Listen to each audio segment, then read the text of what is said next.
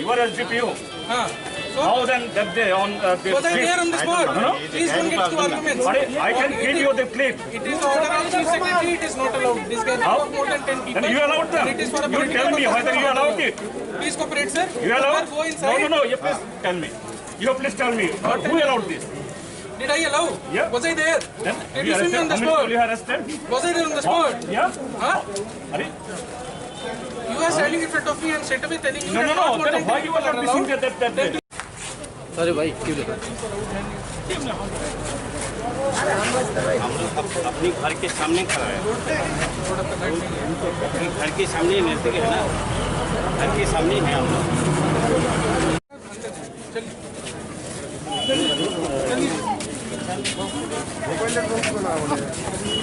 क्या social distancing यही maintain कर रहे हैं आप लोग अंदर जाइए चलिए सर अंदर जाइए सर चलिए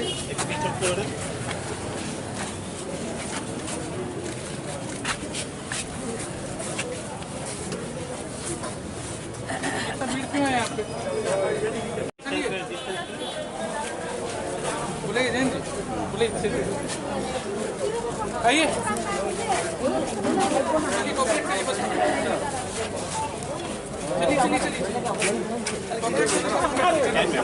हमारे घर के सामने हम लोग खड़े हुए हैं आप क्यों बोल रहे हैं नहीं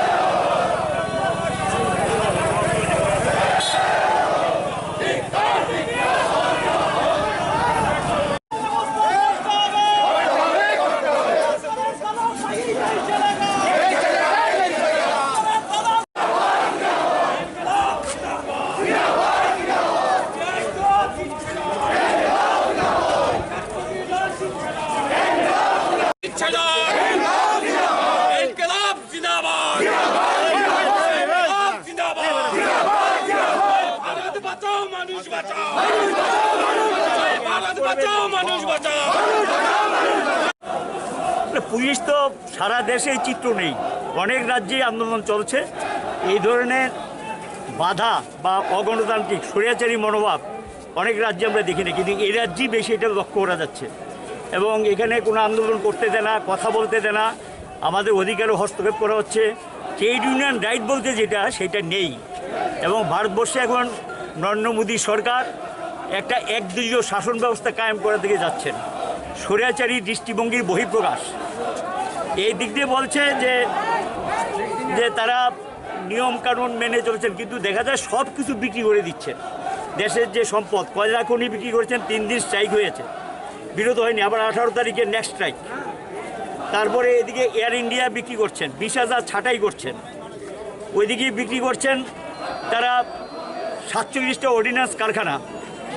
এভাবে একটার পর একটা যেগুলি লাভজনক সংস্থা, ভারত পেট্রোলিয়াম সহ এই জাতীয় লাভজনক সংস্থাগুলি বিক্রি করছে আর বড় লোকদের ছাড় দিচ্ছে। সেই টাকা মেকআপ করার জন্য সরকারি সম্পত্তি মানে জনসাধারণের সম্পত্তি, এই সম্পত্তি এখন জলের দরে বিক্রি করে দিচ্ছেন।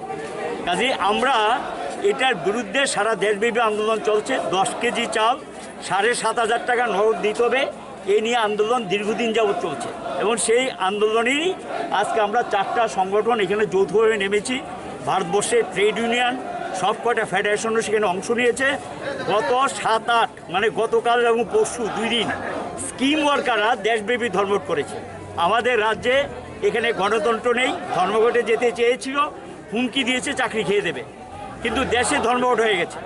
NHM-এর ওয়ার্কার, সর্বশিক্ষা, তারপর ওইদিকে যারা মিড ডে মিল ওয়ার্কার, এই ধরনের যারা আছে আশাকর্মী, তারা ধর্মঘটে সামিল হয়েছে। এবং এই যে দেশব্যাপী আন্দোলনটা, এই আন্দোলন আমাদের চলবে। কৃষকদের দাবি আছে, সবগুলো দাবি নিয়ে আমাদের সংগ্রাম চলছে। যদি ভেবে থাকে গ্রেপ্তার করে এর মধ্যে দিয়ে সমস্যার সমাধান করবে, তবে পারবে না, এটা চলবে। যে দীর্ঘ লড়াই আমাদের শুরু হয়েছে এবং এই লড়াইয়ের মধ্য দিয়ে আজকে ইংরেজের বিরুদ্ধে ঘোষণা করা হয়েছিল কুইট ইন্ডিয়া মুভমেন্ট, ভারত ছাড়ো। আমরা এখন স্লোগান তুলছি দেশপ্রেম, দেশাত্মবোধ নিয়ে। দেশকে আমরা ভালোবাসি, দেশকে রক্ষা করার জন্য যারা দেশকে লুট করে খাচ্ছেন, দেশকে সর্বনাশা কিনে নিয়ে যাচ্ছেন, দারিদ্রতা বাড়িয়ে দিয়েছেন, অনাহারে মানুষ করছেন, কোভিড-19কে ব্যবহার করে তারা এসব করছেন। এই দেশকে রক্ষা করার জন্য দেশপ্রেম নিয়ে আমরা আজকে স্লোগান তুলেছি।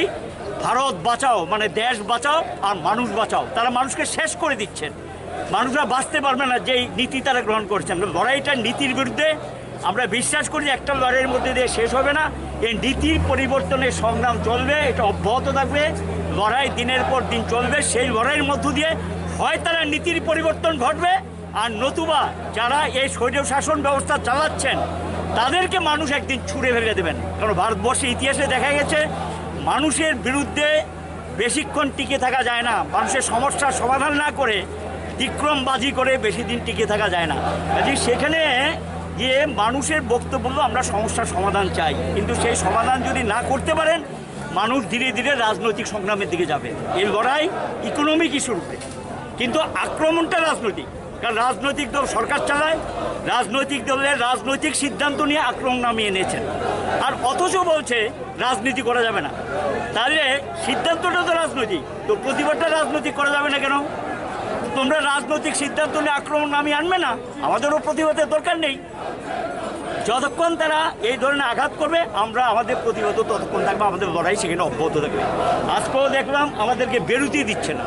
কেন? আমরা রাস্তায় কিনে দাঁড়িয়ে একটু বিক্ষোভ করতে পারি না? আমাদের কথা জানাতে পারি না? না, বেরোতে দেবে না, অ্যারেস্ট করে দিয়েছেন, সবাইকে গ্রেপ্তার ঘোষণা করেছেন। অথচ বিজেপি দল এখানে একটার পর একটা প্রোগ্রাম করছে। তারা কোনো কোভিড-19 কিছুই মানছেন না, তাদের ক্ষেত্রে কোনো আইন নেই, তাদের ক্ষেত্রে কোনো কানুন নেই, আমাদের বিরুদ্ধে একটা চাপিয়ে দিচ্ছেন।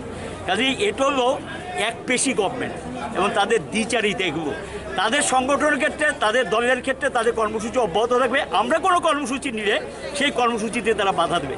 কাজেই এই অগণতান্ত্রিক মনোভাবের বিরুদ্ধে রাজ্যের জনগণ রুখে দাঁড়িয়েছেন। আগামী দিন এই লড়াই আরও আমরা দীর্ঘস্থায়ী সংগ্রামে এটাকে পরিণত করব।